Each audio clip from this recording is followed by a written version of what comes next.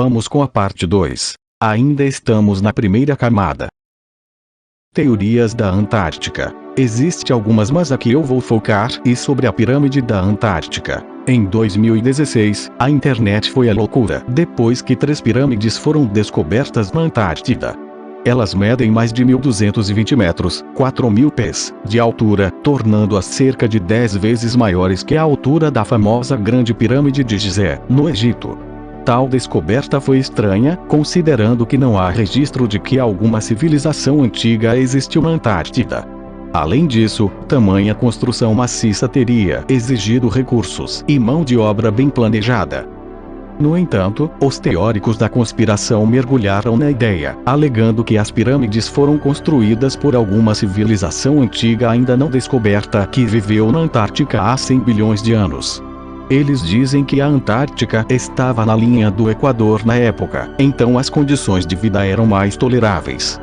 Também acrescentaram que o governo estava, ou ainda está, tentando esconder informações e até bloqueou fotos das pirâmides no Google Earth. CIA trafica drogas. Essa teoria da conspiração diz que a CIA tem uma longa história de tráfico de drogas. Caso após caso, mostra que a CIA não está muito interessada em deter o comércio ilegal de drogas, mas em encontrar uma maneira de usar esse comércio em seu benefício, tanto financeiramente como de outra forma. Em troca de informações sobre cartéis de drogas rivais, a CIA é conhecida por conceder imunidade para importar grandes quantidades de drogas através das fronteiras para os Estados Unidos. Os chefões das drogas e funcionários do país fizeram alegações mencionando que a CIA está muito envolvida e controla totalmente alguns dos principais cartéis de drogas. Em suma, os dólares dos impostos dos Estados Unidos são transferidos para a CIA para financiar e armar cartéis com os meios necessários para transferir drogas ilegalmente para os Estados Unidos. Muitas pessoas também apontam as leis dos Estados Unidos contra as drogas como um dos motivos pelos quais a CIA é capaz de operar um cartel de drogas ilegais. Ao impedir a concorrência do mercado livre e tornar as drogas ilegais nos Estados Unidos, é muito mais fácil para a CIA traficar drogas secretamente e manter os preços altos sem a ameaça de qualquer concorrência real. Fitas do porão. Erika Rizzi e Dylan Klebold fizeram vários vídeos caseiros que foram mantidos em sigilo desde que a revista Time roubou a capa deles sem o consentimento das famílias daqueles que morreram. Depois de 5 anos, partes desses vídeos foram relançadas ao público, embora as fitas completas ainda sejam retidas devido à ordem judicial. A Time chamou as fitas de a palavra final dos atiradores, para todos aqueles que os escolheram ao longo dos anos e para todos os que surgiram como uma teoria sobre seus demônios interiores. Quando o repórter da Time, Tim Rocher, teve acesso às fitas, escreveu um artigo para a revista em 20 de dezembro de 1999, dizendo que havia 5 fitas de vídeo, as Basement Tapes. Depois que o artigo chegou ao público, as famílias das vítimas ameaçaram processar o condado de Jefferson pela violação. As famílias nem tinham visto o conteúdo e lá estava ele, olhando para elas nas páginas de uma revista que o mundo inteiro poderia ler. O condado de Jefferson rapidamente permitiu que as famílias os vissem antes que os escondessem nos cofres indefinidamente. Westword, uma fonte de notícias online que tem estado em contato com as famílias, incluindo Brian Harbour, pai da vítima Daniel Harbour, e um ativista declarado pelos direitos das famílias das vítimas, apoia a alegação de que havia 5 fitas originalmente. Os tempos de execução que eles oferecem para os vídeos são vagos, quase 4 horas. Minhas notas originais nas fitas, retiradas da revista Time em 1999, indicavam 3 grupos de tempos dados: 2 horas, 40 minutos e 22 minutos. A CNN também menciona os 5 vídeos em um artigo de dezembro de 1999. Em outubro de 2003, uma fita de 15 minutos foi lançada ao público. Imagens de Erika Rizzi e Dylan Klebold atirando em Rampart Range. Também foi lançado um projeto de filme que fizeram para a escola, Hitman for Hire. Muitos presumiram que essas são 2 das 5 fitas, devido ao exagero que Jefferson County fez sobre o seu lançamento e ao frenesi da mídia subsequente que se seguiu. E quanto às 3 fitas restantes? As transcrições a seguir são citadas principalmente das 3 fitas que Eric e Dylan gravaram antes do ataque à Columbine High School, reunidas com a ajuda da documentação do Columbine Report da Time Magazine, tanto a cópia impressa quanto a online do artigo, Westword CNN. Em 2006, os tribunais permitiram ao xerife do condado de Jefferson, Ted Mink, que assumiu o cargo depois de John Stone, a escolha de liberar as fitas do porão ao público, mas ele decidiu não fazê-lo, com base no temor de que outros jovens problemáticos vissem as fitas como um chamado às armas e um vídeo de instrução para atacar suas próprias escolas. Ele decidiu lançar 946 páginas de documentos inéditos, incluindo diários pertencentes aos atiradores, planejadores do dia e trabalhos escolares, e um diário escrito pelo pai de Eric, Wayne Harris. Uma decisão anterior da Suprema Corte permitiu que os pais dos atiradores apelassem da decisão de liberar os documentos, e Wayne Harris tentou fazer exatamente isso. Contudo, e agora, as fitas do porão. O Segredo. O Segredo é um documentário australo-estadunidense de 2006, produzido pela Primetime Productions e dirigido por Trevor Yott. O documentário foi executado por uma produtora independente e seu sucesso mundial gerou um livro homônimo que também se tornou best-seller. O documentário traz depoimentos de escritores, pesquisadores e filósofos que defendem a existência de um segredo milenar, conhecido por alguns dos líderes da humanidade e nunca antes revelado, e que pode ser a chave para o sucesso. O documentário pode ser resumido em uma palavra: atração. A lei da atração é capaz de fazer qualquer coisa, bastando desejá-la de modo incondicional, de modo a direcionar os pensamentos positivos e nunca desistir. A dita fé inabalável. Guerra psicológica. A guerra psicológica, ou os aspectos básicos das operações psicológicas modernas, são conhecidos por muitos outros nomes ou termos, incluindo operações de apoio de informação militar, operações psi, guerra política, corações e mentes e propaganda. O termo é usado para denotar qualquer ação que é praticada principalmente por métodos psicológicos com o objetivo de evocar uma reação psicológica planejada em outras pessoas. Várias técnicas são usadas e visam influenciar o sistema de valores, sistema de crenças, emoções, motivos, raciocínio ou comportamento de um público-alvo. É usado para induzir confissões ou reforçar atitudes e comportamentos favoráveis aos objetivos do originador e, às vezes, são combinados com operações negras ou táticas de bandeira falsa. Também é usado para destruir o moral dos inimigos por meio de táticas que visam diminuir o estado psicológico das tropas. O público-alvo pode ser governos, organizações, grupos e indivíduos, e não se limita apenas a soldados. Incidente Vela. O incidente Vela foi um flash duplo de luz detectado por um satélite americano Vela em 22 de setembro de 1979, perto das Ilhas do Príncipe Eduardo, próximo da Antártida, que muitos acreditam ter sido resultado de uma explosão nuclear.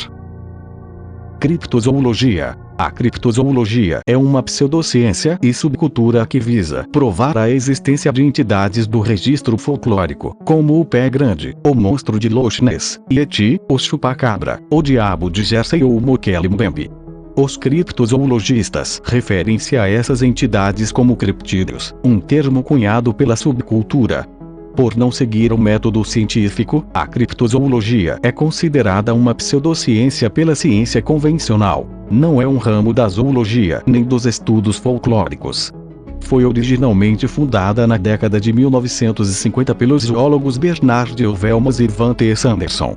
Os estudiosos notaram que a subcultura rejeitou as abordagens convencionais desde muito cedo, e que os adeptos muitas vezes expressam hostilidade à ciência convencional. Os estudiosos estudaram os criptozoologistas e sua influência, observaram paralelos na criptozoologia e outras pseudociências, como a caça aos fantasmas e a ufologia, e destacaram a propagação não crítica das afirmações dos criptozoologistas na mídia. Lavagem cerebral. Lavagem cerebral é o conceito de que a mente humana pode ser alterada ou controlada por certas técnicas psicológicas. Disse que a lavagem cerebral reduz a capacidade de seus sujeitos de pensar de forma crítica ou independente, para permitir a introdução de pensamentos, ideias novos e indesejados em suas mentes, bem como para mudar suas atitudes, valores e crenças. O termo lavagem cerebral foi usado pela primeira vez em inglês por Edward Hunter em 1950 para descrever como o governo chinês parecia fazer as pessoas cooperarem com eles. A pesquisa sobre o conceito também analisou a Alemanha nazista, alguns casos criminais nos Estados Unidos e as ações de traficantes de seres humanos. No final dos anos 1960 e 1970, houve um considerável debate científico e jurídico, bem como a atenção da mídia, sobre a possibilidade de lavagem cerebral ser um fator quando a dietilamida de ácido lisérgico foi usada, ou na conversão de jovens a alguns novos movimentos religiosos, que foram muitas vezes referidos como seitas na época. Os 12 Majestosos. Os 12 Majestosos ou Majestic 12 é um nome código de um suposto comitê que englobaria cientistas de alto nível, líderes militares e altos funcionários do governo norte-americano, criado supostamente em 1947 e dirigido pelo então presidente dos Estados Unidos Harry S. Truman. Padma Gemcord. Padma Gemcord, uma mulher que parece ter milhares, ou talvez até milhões, de sites em toda a internet com pouco ou nenhum propósito óbvio. Se você pesquisar Padma Gemcord no Google ou alguma variação disso, obterá alguns resultados interessantes, se não assustadores. Além disso, a maioria dos sites tem muito enchimento de palavras-chave óbvio, usando palavras como Padma Gemcord, casamento, imóveis, investimentos e negócios. Ela também tem uma infinidade de vídeos no YouTube, girando em torno de conteúdo semelhante. Um usuário do Reddit chamado U/Hostel, que diz trabalhar em céu, teve uma perspectiva interessante sobre isso. Ela tem pelo menos 40 domínios exclusivos em seu nome. Isso inclui padmancord.wordpress.com, padmancord.blogspot.com e, claro, padmancord.com. Alguns deles estão registrados com GoDaddy e outros proprietários de domínio, indicando que ela paga quantias consideráveis de dinheiro para que esses domínios permaneçam ativos. Em seus sites, ela tem milhões, sim, milhões, de backlinks. Se você não estiver familiarizado, isso significa que outro site está com links para seus vários sites. Alguns desses são sites de golpes com links que ela provavelmente comprou. Um falso site de notícias da BBC tem um artigo que ela escreveu ou pelo qual pagou. Elisa Lam. O corpo de Elisa Lam, também conhecida por seu nome cantonês Lam Oim, chinês tradicional. Vancouver, 30 de abril de 1991, Los Angeles, fevereiro de 2013, uma estudante canadense da Universidade da Colômbia Britânica em Vancouver, foi encontrado em um tanque de água no topo do Hotel Cecil, no centro de Los Angeles, Estados Unidos, em 19 de fevereiro de 2013. Ela havia sido dada como desaparecida no começo do mês. Os funcionários da manutenção do hotel descobriram o corpo ao investigar reclamações de clientes sobre problemas com o abastecimento de água. Seu desaparecimento havia sido amplamente divulgado. O interesse aumentou 5 dias antes da descoberta de seu corpo, quando o Departamento de Polícia de Los Angeles divulgou o vídeo da última vez em que ela foi vista, no dia de seu desaparecimento, por uma câmera de segurança do elevador. Na filmagem, Lam é vista saindo e entrando no elevador, falando e gesticulando no corredor do lado de fora e às vezes parecia se esconder no elevador, que parece apresentar um funcionamento estranho. O vídeo se tornou viral na internet, sendo que muitos espectadores relataram que acharam as imagens perturbadoras. As explicações variaram de alegações de envolvimento paranormal ao transtorno bipolar do qual Lam sofria. Também foi especulado que o vídeo foi alterado antes de ser divulgado. As circunstâncias da morte de Lam, assim que o corpo foi encontrado, também levantou questões, especialmente por conta da história do Cecil em relação a outras mortes e assassinatos notáveis. Seu corpo estava nu com a maioria de suas roupas e objetos pessoais flutuando na água perto dela. O escritório do legista do condado de Los Angeles demorou 4 meses, depois de repetidos atrasos, a divulgar o relatório da autópsia, que não relata nenhuma evidência de trauma físico e afirma que a morte foi acidental. Os hóspedes do Cecil, agora com a marca Stayoma Inn, processaram o hotel durante o incidente e os pais de Lan apresentaram um processo separado no final daquele ano. Internautas notaram semelhanças incomuns entre a morte de Lan e o filme de terror de 2005, Darkwater. O caso já foi referenciado na cultura popular internacional. Os amigos famosos de Jeffrey Epstein. Em 10 de agosto de 2019, Jeffrey Epstein foi encontrado morto em sua cela após ser acusado de tráfico sexual de um menor. Mas o multimilionário desonrado era suspeito de cometer crimes sexuais contra meninas menores de idade muito antes de sua prisão em 2019.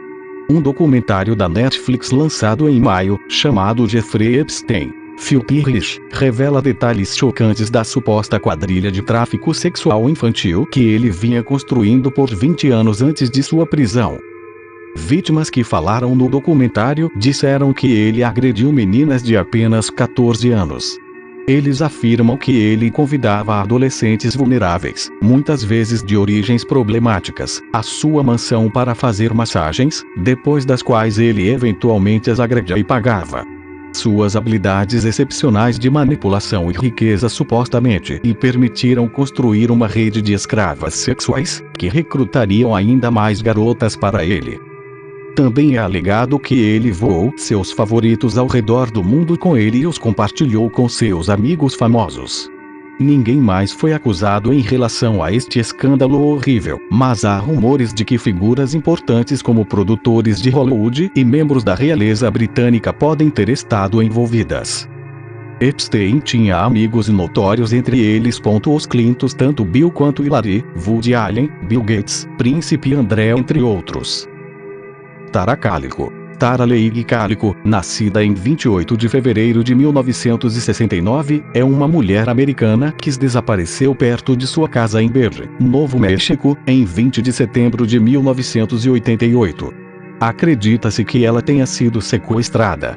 Em julho de 1989, uma foto polaroid de uma jovem não identificada e um menino, amordaçado e aparentemente amarrado, foi televisionada para o público depois que foi encontrada no estacionamento de uma loja de conveniência em Port St. Joy, Flórida. Amigos da família pensaram que a mulher se parecia com Calico e contataram sua mãe, que então se reuniu com os investigadores e examinou a polaroid.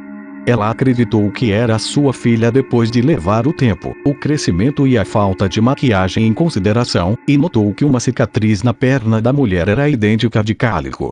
A Scotland Yard analisou a foto e concluiu que a mulher era Calico, mas uma segunda análise do Laboratório Nacional de Los Alamos discordou. Uma análise do FBI da foto foi inconclusiva. O caso de Calico recebeu ampla cobertura de programas de televisão como A Current Affair, Unsolved Mysteries e America's Most Wanted. Ele também foi descrito no The Oprah Winfrey Show e no 48 Hours. Em 2021, nenhuma prisão foi feita e o caso permanece aberto. Stonehenge. Stonehenge é uma estrutura composta, formada por círculos concêntricos de pedras, que chegam a ter 5 m de altura e a pesar quase 50 t, localizada na Inglaterra no condado de Wiltshire. No monumento identificam-se 3 distintos períodos construtivos. O chamado período primeiro, quando o monumento não passava de uma simples vala circular com 97,54 m de diâmetro, dispondo de uma única entrada. A respeito da sua forma e funções arquitetônicas, os estudiosos sugeriram que Stonehenge, especialmente os seus círculos mais antigos, pretendia ser a réplica de um santuário de pedra. Santuários de madeira eram mais comuns em épocas neolíticas. No dia 21 de junho, o sol nasce em perfeita exatidão sob a pedra principal. Stonehenge é um monumento aos mortos, usado em cerimônias, correspondendo a um monumento construído de forma semelhante para os vivos localizado a 3 km ao norte, feito de madeira que desde então se desintegrou. Muitos ossos cremados muito soltos, principalmente de homens adultos de 25 a 40 anos, foram encontrados no local de Stonehenge. Isso significa que certas pessoas estão sendo selecionadas para o enterro aqui. Quase 60 túmulos foram escavados no século XX, e talvez mais 200 em áreas intocadas do monumento. O site não é um instrumento astronômico. Muitos outros sites têm alinhamentos semelhantes, então o Stonehenge não é tão especial nesse aspecto. Os arqueólogos estão confiantes em apenas um alinhamento neste monumento. Uma arqueóloga que estudava as práticas tradicionais de sepultamento malgache, Ramilizonina, a visitou e disse: "Acredito que este seja um ponto de encontro para se conectar com os ancestrais. Estou convencido de que as pedras estão ligadas aos ancestrais." Na Inglaterra, a pedra era associada aos ancestrais, aos mortos, e as construções em madeira deveriam ser associadas aos vivos. Restos de um equivalente de Stonehenge de madeira, de construção semelhante, foram encontrados na década de 1960 em Durrington Falls, a menos de 3 quilômetros ao norte de Stonehenge. Um arqueólogo queria ver se o Timberenge tinha características semelhantes a Stonehenge. Sim. Havia uma avenida ligando a um rio, Rio Avon, como o Stonehenge. Ele também tinha alinhamento astronômico. Na manhã do solstício de inverno, o círculo de madeira apontava para o sol nascente. No final do dia, Stonehenge enquadrou o sol poente. 6 meses depois, a direção foi invertida. No verão solstício, Stonehenge e sua avenida alinhada com o nascer do sol, e a avenida em Durrington Falls alinhada com o pôr do sol. Os dois monumentos foram ligados nos solstícios de verão e inverno. As pessoas viviam perto de Timberenge em Durrington, aumentando o paralelo entre vida e morte. Os arqueólogos especulam que festas e cerimônias ocorreram em dias de alinhamento astronômico. Nesses dias, as multidões podem ter viajado ao longo do rio, movendo-se entre o reino dos vivos em Durrington Falls e o reino dos mortos em Stonehenge. Alguns podem ter jogado as cinzas de seus mortos nas águas sagradas, um gesto de devoção. Talvez enterros reais fossem realizados em Stonehenge durante essas festas sazonais. O programa de contra-inteligência COINTELPRO foi uma série de projetos secretos e ilegais conduzidos pelo Federal Bureau of Investigation dos Estados Unidos com o objetivo de vigiar, infiltrar, desacreditar e desorganizar organizações políticas americanas internas. Os registros do FBI mostram que os recursos do COINTELPRO foram direcionados a grupos e indivíduos considerados subversivos pelo FBI, incluindo organizações feministas, o Partido Comunista dos Estados Unidos, organizadores anti-guerra do Vietnã, ativistas do movimento pelos direitos civis e do movimento Black Power, ambientalistas e organizações de direitos dos animais, o movimento indígena americano, movimentos de independência, uma variedade de organizações que faziam parte da nova esquerda mais ampla, e grupos de direita como a Ku Klux Klan e o Partido dos Direitos dos Estados Nacionais. Paradoxo de Fermi. Paradoxo de Fermi é a aparente contradição entre as altas estimativas de probabilidade de existência de civilizações extraterrestres e a falta de evidências para o contato com tais civilizações. A idade do universo e seu vasto número de estrelas sugerem que, se a Terra é um planeta típico, então vida extraterrestre deveria ser comum. Um exame mais detalhado das implicações deste tópico começou com um artigo de Michael H. Hart em 1975, no que é, às vezes, referenciado como paradoxo de Fermi-Hart. Outros nomes comuns para o mesmo fenômeno são a questão de Fermi, onde eles estão, o problema de Fermi, o grande silêncio e silentium universe, latim para o silêncio do universo. Apesar de errada, a forma silentium universe também é comum. O paradoxo é nomeado em honra do físico Enrico Fermi, mas Fermi nunca fez tal afirmação. Em verdade, ele estava discutindo com colegas, Emil Konopinski, Edvard Teller e Herbert York, sobre uma caricatura no The New Yorker mostrando alegres extraterrestres emergindo de um disco voador transportando latas de lixo roubadas das ruas de Nova York, e Fermi perguntou onde está todo mundo. Ele estava se referindo ao fato de que eles não tinham visto nenhuma nave alienígena, e a conversa se voltou para a viabilidade de viagens interestelares. Ele nunca questionou por que, se um grande número de civilizações extraterrestres avançadas existem na nossa galáxia, não se vêem evidências como espaçonaves ou sondas. Isto foi citado pelo senador William Prosmiri como uma razão para matar o programa SETI da NASA em 1981. Houve tentativas de resolver o paradoxo de Fermi, tentando se localizar evidências de civilizações extraterrestres, bem como propostas de que tal vida poderia existir sem o conhecimento humano. Argumentos contrários sugerem que a vida extraterrestre inteligente não existe, ou ocorre tão raramente que os humanos dificilmente farão contato com ela.